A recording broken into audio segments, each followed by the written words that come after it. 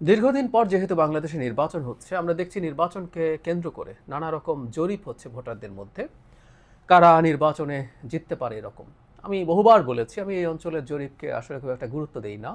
ভারতের মতো প্রতিষ্ঠিত গণতন্ত্রের দেশেরও জরিপ অদ্ভুত উল্টোপাল্টা রেজাল্ট দেয়। তারপরও আমি গতকাল প্রকাশিত একটা জরিপ নিয়ে কিছু কথা বলা দরকার মনে করি। এখানে কিছু ইন্টারেস্টিং ফাইন্ডিং আছে।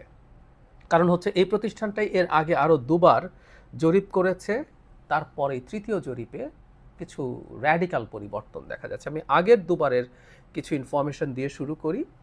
একটা হচ্ছে এরা মার্চ এবং সেপ্টেম্বর দুবার জরিপ করেছে।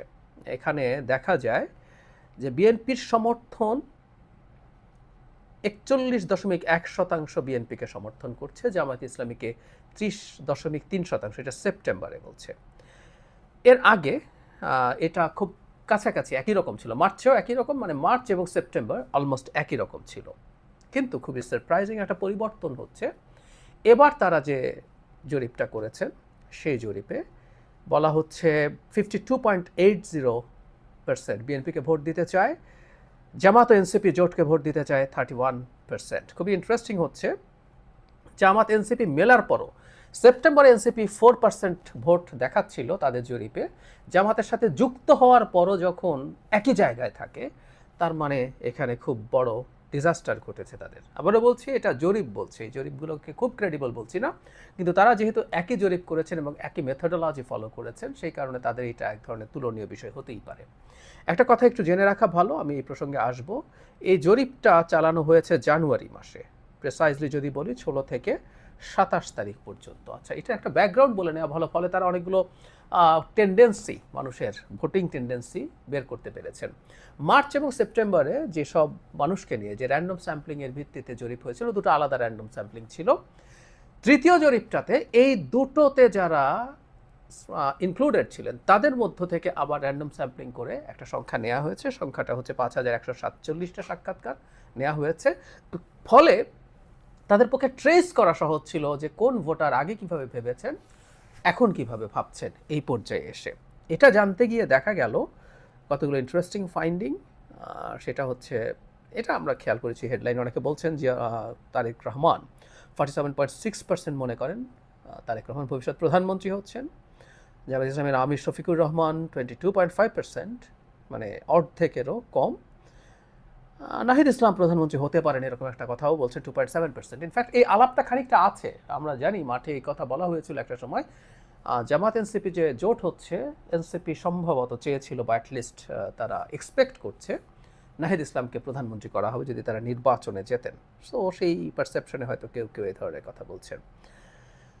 এখানে বলা হচ্ছে আওয়ামী লীগের ভোটারদের 32.9% বিএনপিকে ভোট দেওয়ার সম্ভাবনা প্রকাশ করেছেন, 13.2% জামায়াতকে ভোট দিতে পারেন, 41.3% এখনও সিদ্ধান্তহীন। ওই যে বলেছিলাম, আগের দুটো জরিপে আওয়ামী লীগকে ইনক্লুড করা হয়েছিল, ফলে তাদেরকে কত পার্সেন্ট মানুষ ভোট দিতে পারে, অ্যারাউন্ড 14 বা 15% বলা হয়েছিল। তো আওয়ামী লীগের যে ভোটার, ওই যে বলছিলাম, যেহেতু এদের আগের ভোটিং প্যাটার্ন জানা আছে, ধরে নিলাম যে স্যাম্পল নেওয়া হয়েছে তার একটা অংশ, ধরলাম আমরা এরকম 500, তারা আওয়ামী লীগকে ভোট দেবে বলেছিল। এখন যেহেতু আওয়ামী লীগ নেই, ওখানে জিজ্ঞেস করা ছিল আওয়ামী লীগ যদি থাকে তাহলে কি করবেন, তখন তারা বলছিল আওয়ামী লীগ ভোট দেবেন। সো এই 500কে যদি, আমি তর্কের জন্য, আলোচনার জন্য বলছি, 500কে এখন আবার যখন জিজ্ঞেস করা হলো, এর মধ্যে সিদ্ধান্তহীন আছেন এখনও 40%-এর বেশি, 41.3। কিন্তু আওয়ামী লীগের ভোটের একটা বড় অংশ বিএনপির দিকে যাচ্ছে। অ্যাগেইন এটাও জামাতের দিকে যাওয়ার প্রবণতার দ্বিগুণের বেশি। জামাতের 13.2 আর বিএনপির হচ্ছে 32.9%। এর মধ্যে আমরা মনে রাখবো যে জামায়াতের ভোট পাওয়ার জন্য জামায়াত ইসলামী খুব দীর্ঘ সময় চেষ্টা করেছিল। জামাত আওয়ামী লীগের বিরুদ্ধে অলমোস্ট কোনো মামলা করেনি। আমি বহুদিন থেকে আলাপ করছি, জামাত তার নিজের প্রতি এত নিপীড়নের কথা বলে, জামাত ইসলামী আসলে কি করেছে, তাদেরকে একটু ডেটা দেওয়া দরকার। আমি বহু সময় টিভি টকশোগুলোতে আমি অ্যাঙ্কারদেরকে বলেছি, আপনাদের চ্যানেলে একটা রিপোর্ট করুন ফর গডস সেক, যে আপনারা জামাত ইসলামী কটা মামলা করেছে। তার মানে তাদের দীর্ঘ পরিকল্পনা ছিল তারা মামলা করবে না। এমনকি যারা মামলায় পড়েছে, আমি অস্বীকার করছি না, এর মধ্যে অনেকের ভুল মামলা হয়েছে, সকল মামলা বাণিজ্য হয়েছে, কিন্তু অনেকের বিরুদ্ধেই জেনুইন মামলা হয়েছে, এবং এই মামলাগুলো যেহেতু বিএনপির লোকজনই বেশি করেছে, মানে প্রায় সবই করেছে, ফলে বিএনপির প্রতি এক ধরনের রাগ ক্ষোভ থাকতে পারে আওয়ামী লীগের সাথে জড়িত মানুষদের। জামায়াত চেষ্টা করেছে তাদেরকে কাছে টানতে, সাহায্য করেছে যারা জেলে আছে তাদের পরিবারকে, কিন্তু আমি দেখছি ঠিক উল্টো ঘটনা ঘটছে। আওয়ামী লীগের ভোট কী হওয়া উচিত, কী হতে পারে, সেটা নিয়ে আবার আমি আসলে আলোচনা করতে চাই। এটা খুবই খুবই গুরুত্বপূর্ণ আমার কাছে মনে হয় আর কি। তারপর সিদ্ধান্তহীন যে যারা ছিলেন তাদের মধ্যে আবার বিএনপি, মানে বলা হচ্ছে বিএনপির দিকেই ভোট বেশি এসছে। বিএনপির যত সম্ভাব্য ভোট আছে তার মধ্যে 26.6% এসছে সিদ্ধান্তহীন ও অনির্ধারিত ভোটারের দিক থেকে। জামায়াতের 31% ভোটের মধ্যে 14.1, এগেইন প্রায় ডাবল। যারা সিদ্ধান্তহীন ছিলেন তারা প্রায় ডাবল বিএনপির দিকে আসছেন। এবার আমরা একটু যদি খেয়াল করি, আমরা হয়তো অঙ্কগুলো মিলিয়ে ফেলতে পারবো। এটা জানুয়ারির একটা অংশতে এই 16 থেকে 27 সম্ভবত তারিখটা আমি বলেছিলাম, আই গট ইট নাও। তারেক রহমান দেশে এসছেন 25 ডিসেম্বর, এবং এরপর কিছুদিনের মধ্যেই তার মা, বাংলাদেশের 3 বারের প্রধানমন্ত্রী বেগম খালেদা জিয়া আমাদের ছেড়ে চলে যান। আমি তখনও একটা কথা বলেছি, এখনও বলি, বাংলাদেশের বা সাবকন্টিনেন্টে এটা হয় যে সিম্প্যাথি ভোট, বিশেষ করে কারো যদি এক ধরনের অপমৃত্যু হয়। ইন্দিরা গান্ধীর মৃত্যুর পর 84 সালে কংগ্রেস তার ইতিহাসের সবচেয়ে বেশি ভোট পেয়েছিল। বেগম খালেদা জিয়ার মৃত্যুকে কেউ কেউ অপমৃত্যু হয়তো বলবেন না, কিন্তু আমি মনে করি এটা একরকম অপমৃত্যু, এবং এটা এক ধরনের সিস্টেম্যাটিক হোমিসাইড, এক ধরনের খুন করার চেষ্টা হয়েছে নানানভাবে, তাকে ট্রিটমেন্ট থেকে বঞ্চিত করে, এমনকি তাকে স্লো পয়জনিং করা হচ্ছে, এই ধরনের কথা। তার ব্যক্তিগত চিকিৎসক, মানে slow poisoning in a sense, তাকে কিছু ঔষধ দেওয়া হয়েছে যেগুলো লিভারের জন্য খুবই ক্ষতিকর, জেনে শুনে তাকে দেওয়া হয়েছে। ডক্টর FM সিদ্দিকী তিনি জানিয়েছেন একটা অনুষ্ঠানে, বেগম খালেদা জিয়ার একটা স্মরণ সভাতে। সো উনি অবিচারের শিকার হয়ে মারা গেছেন, এক ধরনের তিনি অপমৃত্যু হয়েছে, এই পারসেপশন মানুষের মধ্যে আছে। ফলে তার প্রতি মানুষের সিম্প্যাথি আছে, শ্রদ্ধা আছে, এবং 5 আগস্ট পরবর্তী সময়ে তিনি নিজকে যে জায়গায় নিয়ে গেছেন, তিনি আর ঠিক ব্যক্তির ছিলেন না।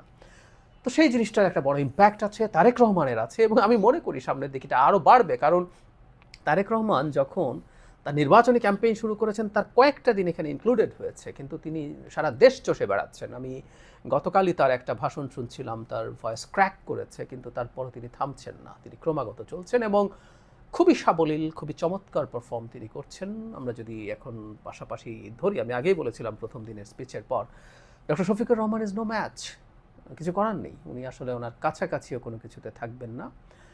সো যারা তারেক রহমান আরও যত দিন যাবে, যত দিন চষে ফেলতে থাকবেন। আমি এখন জামাতের ক্ষেত্রে আমি আবার আপনাদেরকে একটু স্মরণ করিয়ে দেই, আগের দুবার জরিপে জামাত যে জায়গায় ছিল, জামাত একই জায়গায় আছে উইথ এনসিপির ভোটের 4% যোগ হয়ে। এ জরিপই বলছে, ইনফ্যাক্ট এখানেই আছে যে এনসিপি জামাতের কাছে যাওয়ার কারণে এনসিপির অনেক ভোটার আর এনসিপিকে ভোট দিচ্ছেন না। এটা খুব স্বাভাবিক। এনসিপি জামাতের সাথে বিলীন হতে গিয়ে এই ক্ষতি তার করেছে, অনেক ভোট আবার অন্যদিকে চলে যাবে। আর আমাদের এটাও মনে রাখতে হবে, বিশেষ করে জোটের যদি হিসাব করি, সামনে যত দিন যাবে ইসলামী আন্দোলন বেরিয়ে যাওয়া, তাদের আগের একটা জরিপ বলছিল ইসলামী আন্দোলনের 1% ভোট আছে, কিন্তু এটার ইম্প্যাক্ট তার চাইতে বেশি হওয়ার সম্ভাবনা আছে, কারণ ইসলামী আন্দোলন জামাতের বিরুদ্ধে অনেকগুলো তার শরিয়া এবং ধর্ম প্রশ্নে কঠিন প্রশ্ন করছে। সুতরাং শেষ মুহূর্তে আমি মনে করি অনেক রকম ভিন্নতা আসতে পারে এখন যা দেখছি তার, এবং ট্রেন্ড বলছে বিএনপির পক্ষে এই পজিটিভ ঘটনা ঘটার সম্ভাবনা বেশি, এটা জরিপ বলছে। আবারও এটা বলে শেষ করি, এই অঞ্চলের জরিপকে খুব রিলাই করি না, কিন্তু এই যে বললাম একই প্রতিষ্ঠানের 3টা জরিপকে আমরা যদি পাশাপাশি দেখি, তাদের একটা ট্রেন্ড দেখা যায় যেটা আমাদের নির্বাচনের একটা ধারণা দিতে পারে। এখন আমাকে যদি জিজ্ঞেস করা হয়